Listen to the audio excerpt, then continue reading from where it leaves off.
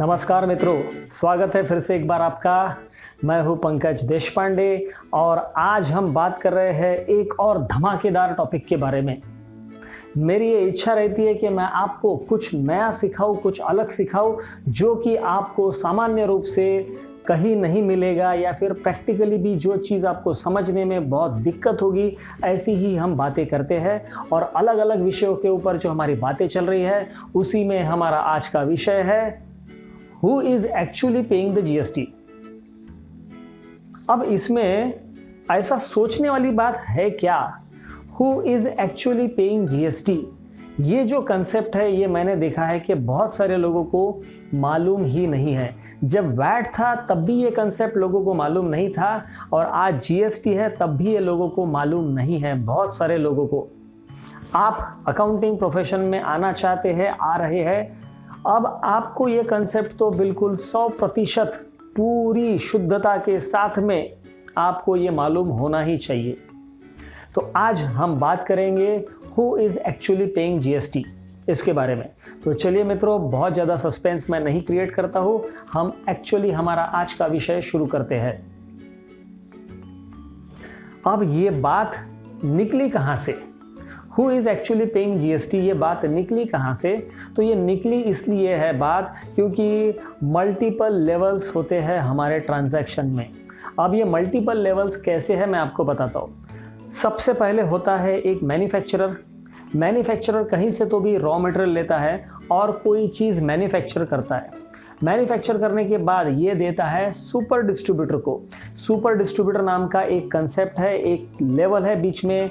तो for example कहीं तो भी एक जगह पे मैन्युफैक्चरिंग हो रहा है, एक सुपर डिस्ट्रीब्यूटर है। सुपर डिस्ट्रीब्यूटर माल बेचेगा डिस्ट्रीब्यूटर को। डिस्ट्रीब्यूटर रीजन में हो सकता है, स्टेट में हो सकता है। उसके बाद हो सकता है कि एक होलसेलर है, और उसके बाद एक रिटेलर रह सकता है, और सबसे आखिरी ये लेवल पे रहेगा कस्टमर या कंज्यूमर। तो ये जो चेन है, ये चेन इतनी बड़ी है जहाँ पे अलग अलग ट्रांजैक्शंस हो रहे हैं। सबसे पहले मैन्युफैक्चरर, उसके बाद सुपर डिस्ट्रीब्यूटर, इसको कभी कभी सुपर स्टॉकिस्ट भी कहा जाता है। सुपर स्टॉकिस्ट या स्टॉकिस्ट, उसके बाद में डिस्ट्रीब्यूटर की जगह स्टॉकिस्ट भी कहा जाता है। तो पहले मैन्युफैक्चरर, फिर सुपर डिस्ट्रीब्यूटर, फिर डिस्ट्रीब्यूटर, फिर होलसेलर, फिर रिटेलर, और सबसे आखिरी में कस्टमर। अब ये जो चेन है, ये चेन में ट्रांजैक्शन किस तरह से हो रहे हैं, हम एक उदाहरण लेके समझने का काम करेंगे। तो अभी मैंने आपके सामने यहाँ पे एक टेबल बनाया है, ये आप टेबल को देख सकते हैं इधर। अब आप ये टेबल के ऊपर ध्यान दीजिए, और आप इसमें जो आंकड़े हैं वो आंकड़ों के ऊपर भी ध्यान रखिए, अपना ध्यान बना के रखिए।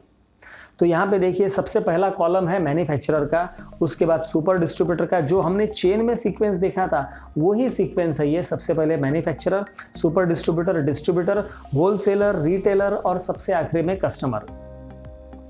अब यहाँ पे आप देख सकते हैं कि जो रोज है, रोज में हमने हेडिंग क्या क्या दिए हैं। सबसे पहला जो कॉलम है पर्टिकुलर्स का, वहाँ पे आप ध्यान दीजिए। पहला हेडिंग है हमारा पर्टिकुलर्स में परचेस, उसके बाद में है हमारा जीएसटी इनपुट, मतलब परचेस के ऊपर का जीएसटी, उसके बाद सेल्स, उसके बाद जीएसटी आउटपुट, मतलब ही सेल्स के ऊपर का जीएसटी, और उसके बाद है नेट जीएसटी, मतलब output GST minus input GST, net GST payable by each person separately. तो सबसे पहले बात करते हैं मैन्युफैक्चरर की। मैन्युफैक्चरर ने क्या किया, कहीं से तो भी रॉ मटेरियल लिया 1 लाख रुपए का। अब समझने में आसानी हो इसलिए मैंने आंकड़ा लिया है 1 लाख रुपए। मैन्युफैक्चरर ने 1 लाख रुपए का रॉ मटेरियल कहीं से तो भी खरीदा है, और ये रॉ मटेरियल के ऊपर जीएसटी लग रहा है। कितना जीएसटी लग रहा है इसके ऊपर? 18% का जीएसटी है। 18,000 रुपये इसने जीएसटी पे किया है, और पे किसको किया है? इसने इसके सप्लायर को पे किया है। अब ये 1 लाख रुपए का माल इसने बेचा। कितने में बेचा? 1,20,000 में इसने माल बेच दिया।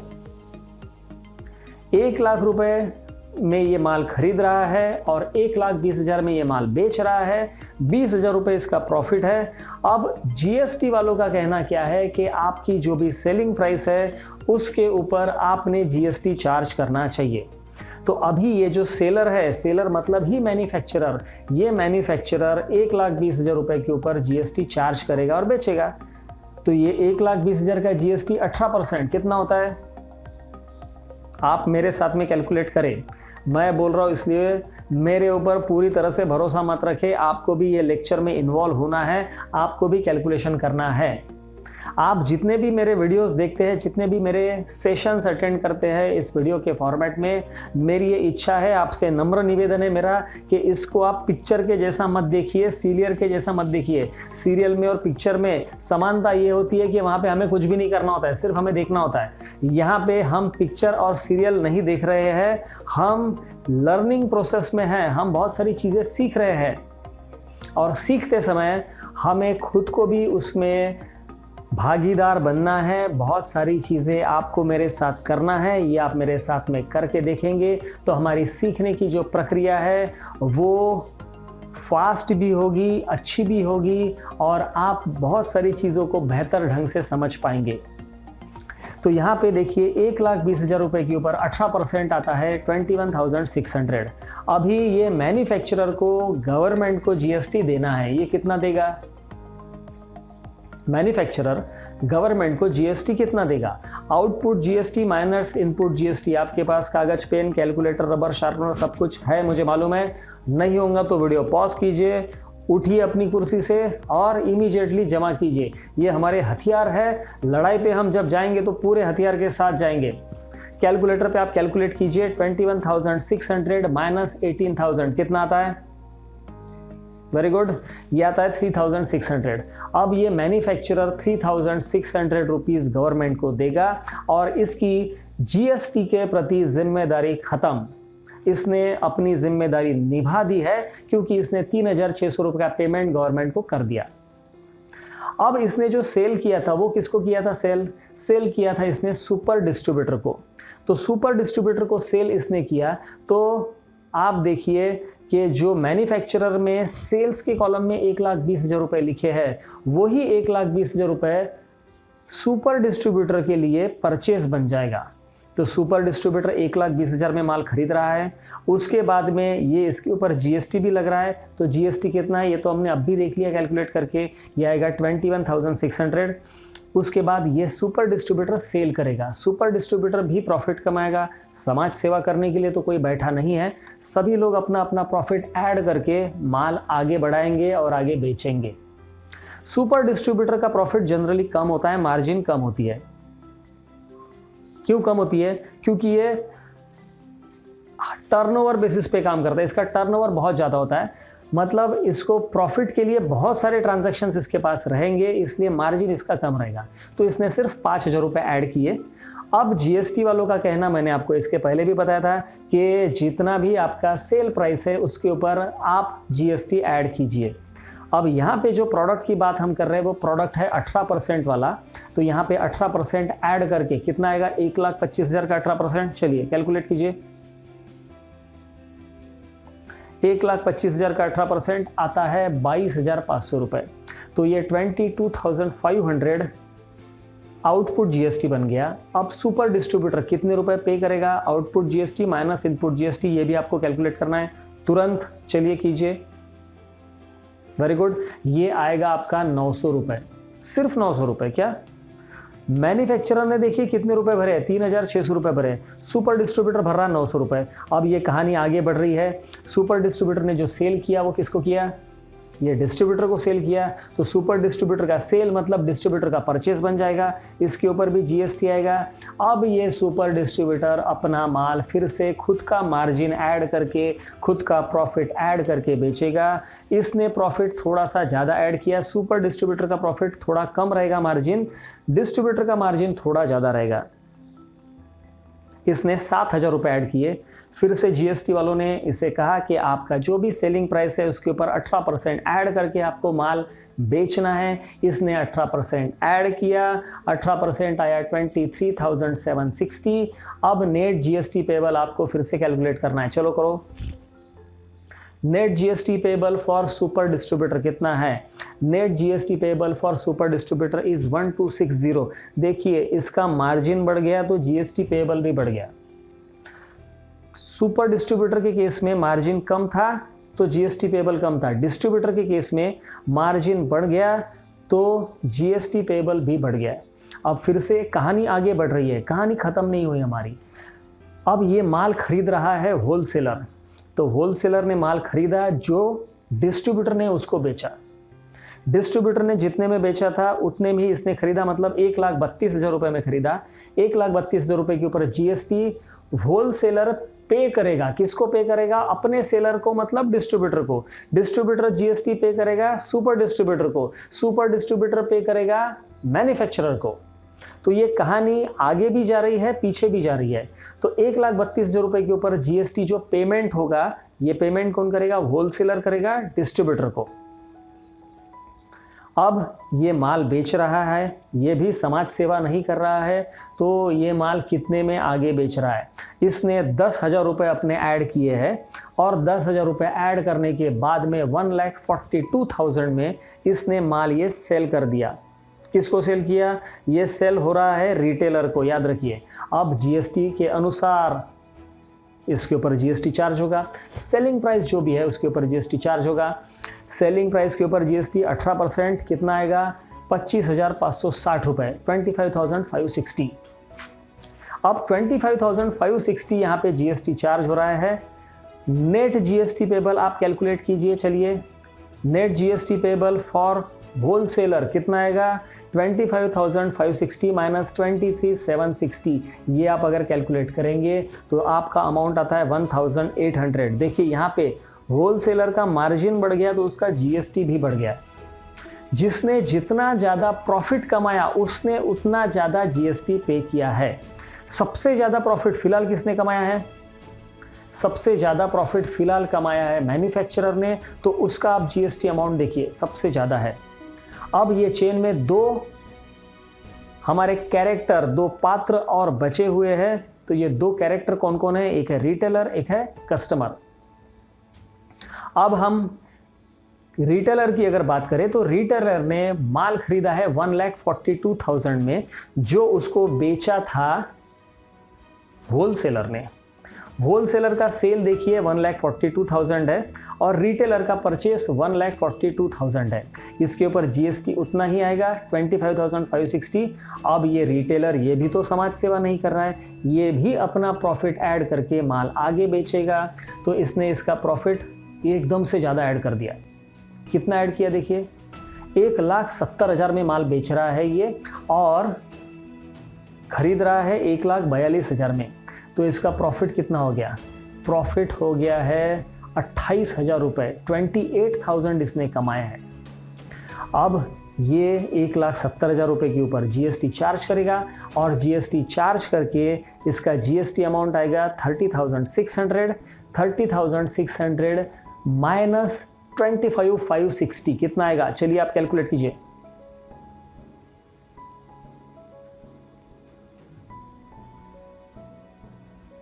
ये इसका जीएसटी पेबल आ रहा है 5040, 5,040 रुपये। अब हमारे इस पूरी प्रोसेस में, पूरी प्रक्रिया में, ये चेन में आखिरी जो हमारा कैरेक्टर है वो है कस्टमर। अब ये जो कस्टमर है इसके पास माल जा रहा है, ये खरीद रहा है। कस्टमर ने इसको कितने में खरीदा? 1,70,000 और 1,70,000 के ऊपर जीएसटी चार्ज हो रहा है। इसका 1,70,000 के ऊपर जीएसटी चार्ज हो रहा है 30,600 रुपये। अब ये जो कस्टमर है ये किसको माल बेच रहा है? ये किसी को माल बेच नहीं रहा है। याद रखिए, ये किसको माल बेच रहा है? ये किसी को नहीं बेच रहा है, ये तो कस्टमर है। अल्टीमेटली ये खुद के वापरने के लिए सामान खरीद रहा है। अगर हम बात करेंगे कि ये फर्नीचर है तो ये फर्नीचर ये खरीद रहा है खुद के लिए। अगर हम कंप्यूटर की बात करेंगे, ये कंप्यूटर है तो ये कंप्यूटर भी खुद के लिए खरीद रहा है। अगर ये कोई मशीनरी है तो ये मशीनरी भी ये खुद के लिए खरीद रहा है। मतलब इसको मशीनरी वापरना है, उसके ऊपर काम करना है, इसके लिए खरीद रहा है। तो ये किसी को बेच नहीं रहा है। अब आप ये जो आंकड़ा है, ये आंकड़ा यहाँ पे देख सकते हैं। ये जो आंकड़ा है ये बाकी आंकड़ों से बहुत ज़्यादा है। अच्छा, ये जो कस्टमर है इसने कोई प्रॉफिट कमाया है क्या? नहीं, इसने कोई प्रॉफिट नहीं कमाया। क्यों? क्योंकि इसने माल बेचा ही नहीं है। ये अगर बेचेगा तो प्रॉफिट कमाएगा, लेकिन इसका इरादा नहीं है बेचने का, और ये सेलर नहीं है, ये फाइनल कस्टमर है, फाइनल कंज्यूमर है, ये कंज्यूम करने के लिए चीज़ खरीद रहा है। मैन्युफैक्चरर ने प्रॉफिट कमाया, उसके बाद सुपर डिस्ट्रीब्यूटर ने कमाया प्रॉफिट, उसके बाद डिस्ट्रीब्यूटर ने भी प्रॉफिट कमाया, उसके बाद में होलसेलर ने प्रॉफिट कमाया, उसके बाद में रिटेलर ने प्रॉफिट कमाया, लेकिन कस्टमर ने कोई प्रॉफिट नहीं कमाया। अब मेरा जो सवाल है उसका जवाब तो अभी तक मिला ही नहीं है। Who is actually paying GST, ये सवाल का अभी भी जवाब नहीं मिला है मुझे, और ना ही आपको मिला है। अब आप देखिए हमारी चेन में है मैन्युफैक्चरर ने पहले सबसे पहले सेल किया सुपर डिस्ट्रीब्यूटर को, सुपर डिस्ट्रीब्यूटर ने सेल किया डिस्ट्रीब्यूटर को, डिस्ट्रीब्यूटर ने सेल किया होलसेलर को, होलसेलर ने सेल किया रिटेलर को, और रिटेलर ने सेल किया कस्टमर को। कस्टमर ने किसी को सेल नहीं किया। अब हर एक ने कितना कितना टैक्स भरा ये आपको मैंने दिखाया, लेकिन फिर भी एक बार दिखा देता हूं। मैन्युफैक्चरर ने भरा 3600 रुपए, जीएसटी से इसको मुक्ति मिल गई। उसके बाद सुपर डिस्ट्रीब्यूटर ने भरे 900 रुपए, इसको भी जीएसटी वालों से मुक्ति मिल गई, इसकी जिम्मेदारी खत्म, लीगली ये फ्री हो गई, अभी कोई लेना देना नहीं है जीएसटी का। इसके बाद में डिस्ट्रीब्यूटर ने 1260 रुपए भरे, जिम्मेदारी खत्म। उसके बाद होलसेलर ने 1800 रुपए भरे, जिम्मेदारी खत्म। उसके बाद रिटेलर ने 5040 रुपए भरे, जिम्मेदारी खत्म। हमारा जो कस्टमर है इसने कितने रुपए भरे? इसने भरे हैं 30,600 रुपए। अब हम मान के चलते हैं कि जीएसटी नाम की कोई चीज दुनिया में है ही नहीं। कल चल के गवर्नमेंट का मूड बदल गया और गवर्नमेंट ने बोला रात को 8 बजे फिर से मोदी जी हमारे टीवी के ऊपर आ गए और सबको बोला मित्रों कल से जीएसटी बंद। तो होगा क्या?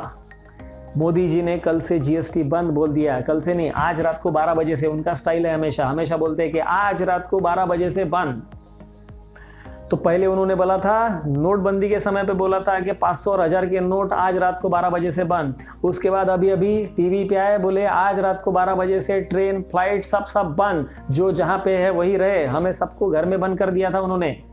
तो वैसे ही मोदी जी ने बोला कि जीएसटी बंद। तो ये लोग जीएसटी पे करेंगे क्या? नहीं। ये जो आंकड़े आप यहाँ पे देख रहे हैं, किसी को भी कुछ भी अमाउंट पेमेंट करने की जरूरत नहीं है।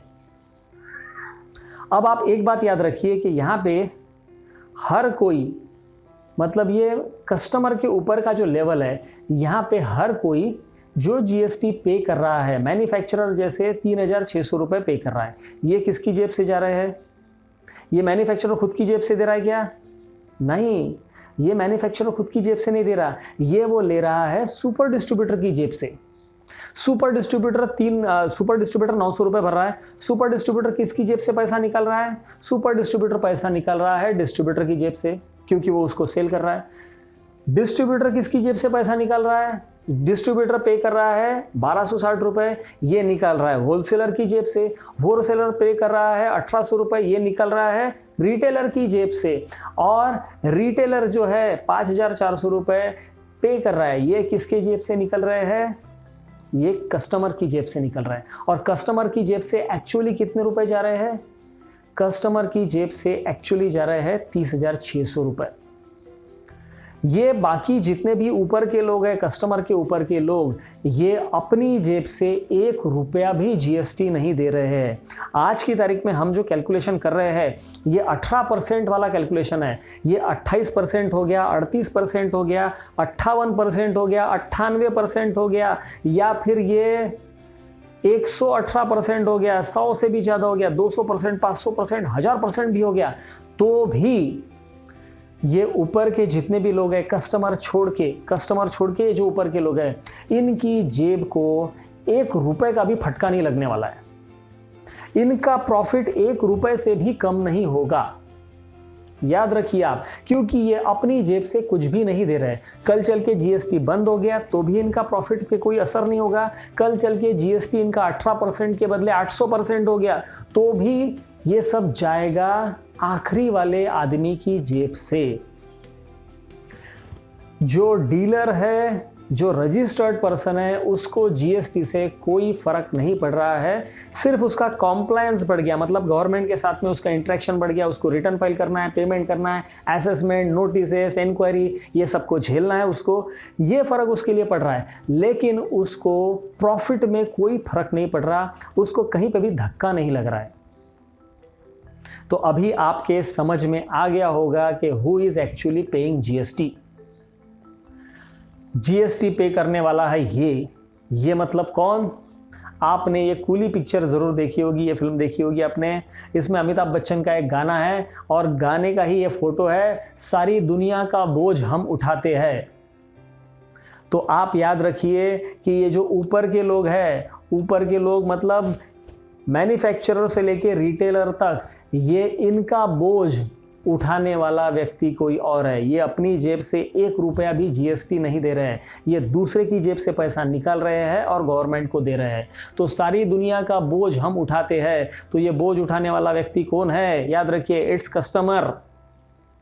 और जब ये कस्टमर को पता चलता है तो वो ऐसी हालत में आ जाता है, उसकी बड़ा परेशानी हो जाती है, उसको समझ में नहीं आता कैसे हो रहा। तो ये मतलब मैन्युफैक्चरर ने 1 रुपया नहीं दिया, सुपर डिस्ट्रीब्यूटर ने 1 रुपया नहीं दिया, डिस्ट्रीब्यूटर ने 1 रुपया नहीं दिया अपनी जेब से, उसके बाद होलसेलर ने 1 रुपया नहीं दिया अपनी जेब से, रिटेलर ने 1 रुपया नहीं दिया अपनी जेब से। तो पूरा का पूरा अमाउंट कितना रुपए? 30,600 रुपए किसने दिए?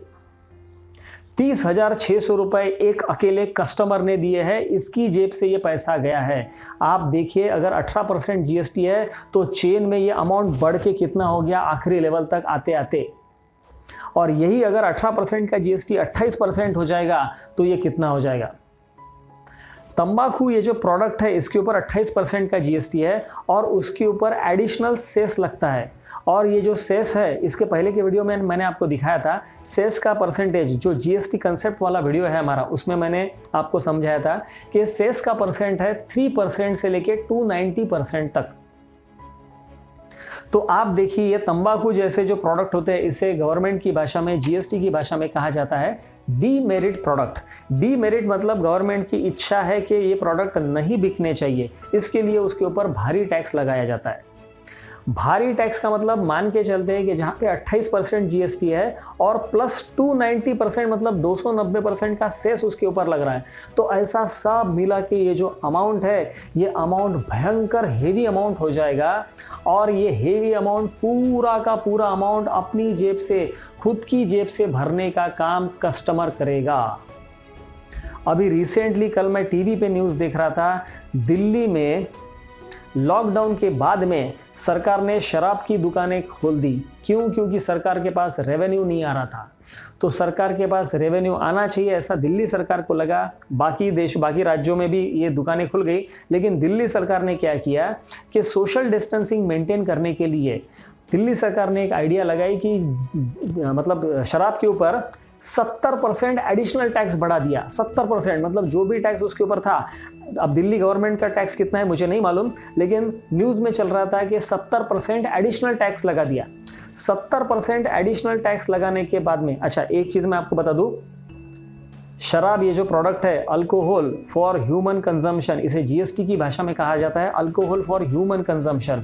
इसको दारू तो बिल्कुल ही नहीं बोलते, शराब भी नहीं बोलते, तो थोड़ा सा इज्जत से इसका नाम लिया जाता है। वो इज्जत से नाम मतलब अल्कोहल फॉर ह्यूमन कंजम्पशन। तो ये alcohol for human consumption it is out of GST, इसके ऊपर जीएसटी नहीं लगता है। इसके ऊपर स्टेट एक्साइज लगता है, जो कि हर स्टेट में अलग अलग है। तो दिस प्रोडक्ट, देशी दारू, विदेशी दारू, alcohol for human consumption, it is totally out of GST purview.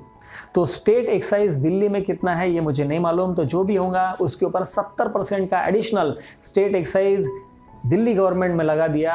और ये लगाने के बाद भी भयंकर भीड़ वहाँ पे थी दुकानों पे। मैं टीवी पे देख रहा था, कुछ लोगों के इंटरव्यू वहाँ पे लिए जा रहे थे, उनको पूछा जा रहा था कि ये 70% का टैक्स लगाया, इसके बारे में आपका क्या विचार है, क्या आपको गुस्सा आ रहा? लोगों ने बोला नहीं। अभी आप शराब खरीदना कम करेंगे क्या? लोगों ने बोला हम क्यों कम करेंगे, जितना टैक्स सरकार को लगाना है लगाने दो, हम तो पीने वाले हैं, हम तो खरीदने वाले हैं। तो याद रखिए कि ये जो कस्टमर है इसी के ऊपर पूरा का पूरा बोझा आएगा। कुछ कस्टमर इसकी चिंता करते हैं, कुछ कस्टमर इसकी चिंता नहीं करते हैं। अब ये कस्टमर जो, इसको कस्टमर क्यों कहा जाता है ये भी मैं आपको बताता हूँ। ये इसको कस्टमर इसलिए कहा जाता है क्योंकि इसका काम होता है कष्ट करो और मरो। ये पूरा कष्ट करता है और सारी दुनिया का बोझ भी उठाता है और पूरा जीएसटी यही भरता है। तो who is actually paying the GST? Its customer. याद रखिए, तो जीएसटी आने की वजह से व्यापारियों को कोई फर्क नहीं पड़ा है। फर्क जो पड़ा है वो कस्टमर को पड़ा है, कंज्यूमर को फर्क पड़ा है। और जीएसटी का अगर रेट बढ़ता है किसी भी प्रोडक्ट का तो इसका सीधा असर कस्टमर पे होने वाला है। याद रखिए आप। तो दोस्तों, मुझे ऐसा लगता है कि आपको मैंने ये सारी चीज़ समझा दिया है और आपको ये समझ में भी आ गई है who is actually paying the GST. So it's customer. Please remember. Thank you very much for watching this video. Have a nice day. All the best. And let us once again meet in new exciting video. Thank you.